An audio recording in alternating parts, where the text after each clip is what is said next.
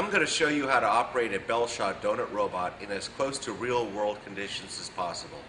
In this video, we're going to make cake donuts and mini donuts. This machine is a Donut Robot Mark II, but most of what you see here will apply just the same to any donut robot. You should never go too fast or do anything that you're not completely sure is safe, and you should read and understand the manual before you operate a donut robot on your own, without an experienced person to help you. What's the biggest reason you should be very careful? It's right here. The shortening in this fryer can be as hot as 375 degrees Fahrenheit. That's 190 degrees Celsius. Even a small splash from hot shortening can cause burns if it comes in contact with your skin. Even with clothing and gloves, the shortening can still burn. So always be cautious and careful, and never ever put your fingers into hot shortening. You should also try not to allow any shortening to land on the floor. Hot or cold shortening on the floor could cause you or someone else to slip. Please try and clean it up as soon as possible. So let's get started. This is how a typical donut robot might look after it's been left overnight. The shortening is solid, the depositor has been left out to dry and has not been put back. Go ahead and plug in your machine. And if this red light doesn't come on, check the breaker in the back.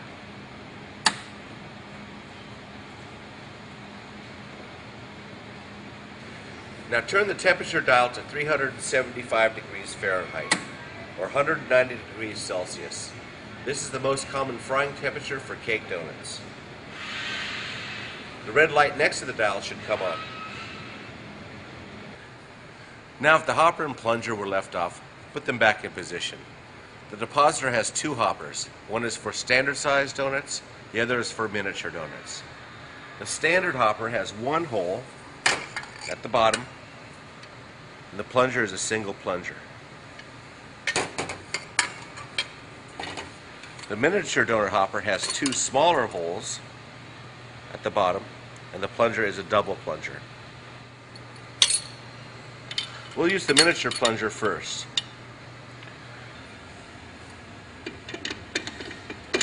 Slide this into the cutter head.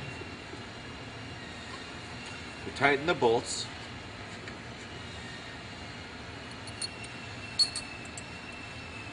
The double miniature plunger will have a hole which we line the pin up with.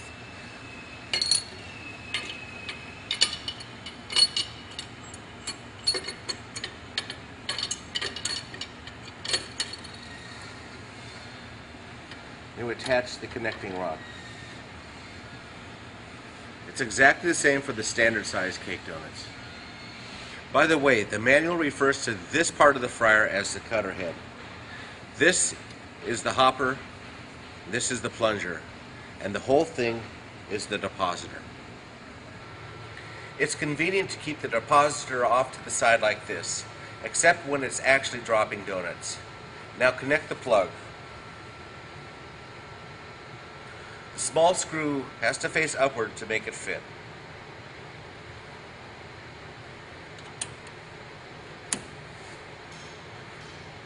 Hold the depositor switch down in the prime position to make sure that the plunger is moving smoothly.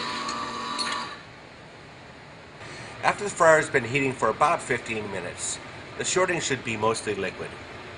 You should check whether or not to add shortening at this point. If the level is below the bottom of these chains, you could add a little shortening. When frying, the shortening level should be no higher than the top of these bars.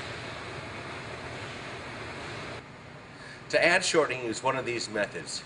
If you have an easy melt, make sure it's turned on, the shortening is liquid, and the hose is properly positioned.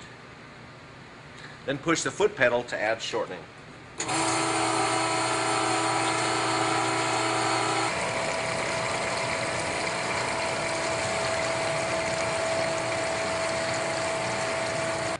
If you have a shortening reserve tank, add shortening and wait for it to melt, then push the valve button. Use oven gloves if the valve is hot. Otherwise, carefully add shortening with a scoop or other implement which will keep your hands away from the fryer. Use gloves and cover your arms for safety. Don't drop chunks of shortening in, slide them in slowly. When the temperature reaches 375 degrees, the shortening level should be no higher than the top of the flight bars. When the temperature of the fryer gets up to about 300 degrees, this makes it a good time to make the cake donut batter.